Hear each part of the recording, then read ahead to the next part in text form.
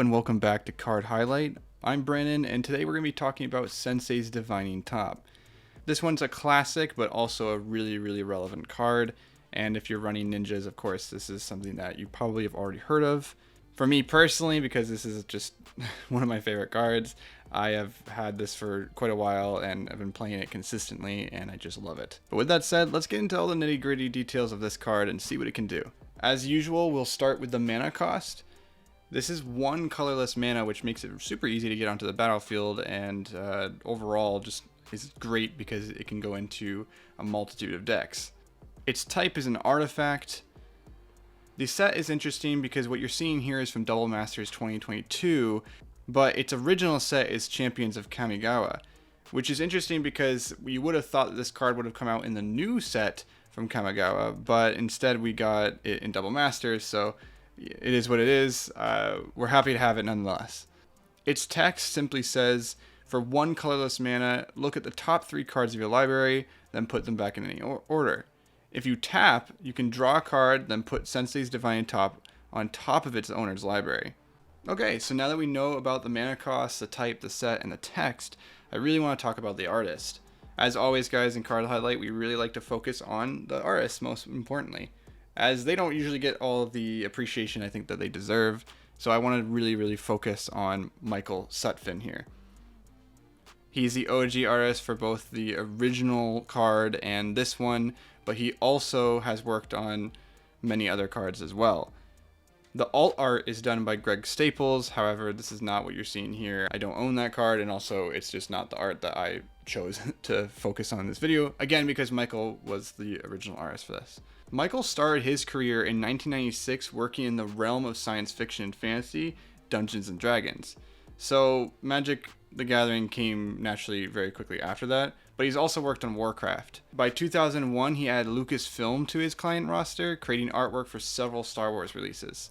So overall, Michael has worked on a ton of different projects, and he's also made some really notable cards in the game of Magic as well. A couple of those notable art pieces is Cruel Edict, Temporal Aperture, and of course, we're talking about Sensei's Divining Top. If you want to see his art, which by the way, I highly recommend checking out his website. It's very interesting. It's got some very cool art on it. MikeSutphin.com is where you can find him. If you like what he does, you can go check him out. If you don't like what he does, you can just enjoy this cool card. So bringing it back to the card itself, let's talk about what this card can actually be used for. Why is it so popular, and why do I like it so much? If it isn't obvious already, this card is very much great on its own. But on top of that, it's really powerful with Yuriko and any deck that is focused on ninjas specifically. Yuriko specifically, though, is very powerful with this card just because Yuriko is all about getting a ninja out, hitting people for damage, and then once you do that, you can draw a card, reveal its mana cost, and when you do that, you do damage to everyone in the game, depending on what that mana cost was. So if it was 5 mana cost, you do 5 damage to everybody. Pretty powerful, pretty epic. Sensei's Divining Top is just another card that allows Yuriko to rig the deck and do as much damage as you possibly can.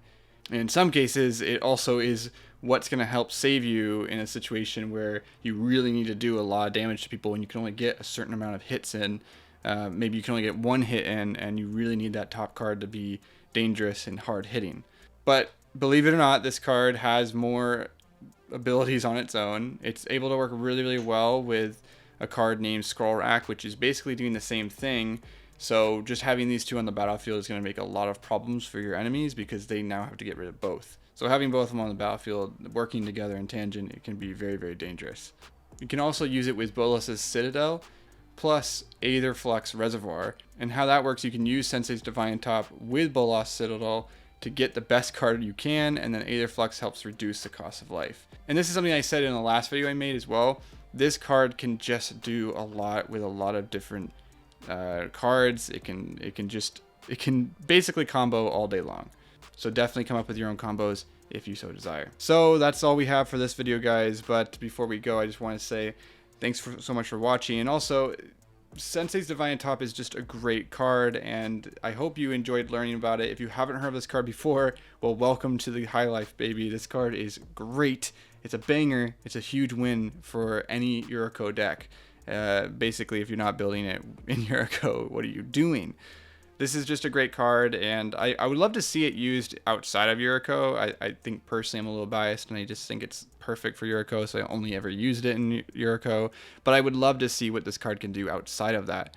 So definitely let me know if you guys have seen any cool combos in the comments. But more importantly, I'd love to hear from you. I'm a big fan of getting what you guys want to see onto this channel and in a card highlight. So go ahead and drop a comment below. It doesn't have to be an expensive card, it doesn't have to be a cheap card, but I'd love to see what you guys want to see. I am adding everything I see to a list, so don't worry if you don't see your video for a little while. Don't worry about it. I'm gonna get to it eventually, just kind of running through some cool cards first. Anyway, thanks so much for watching, and if you like this video, if you got this far, hey, a subscribe wouldn't hurt you. It wouldn't kill you.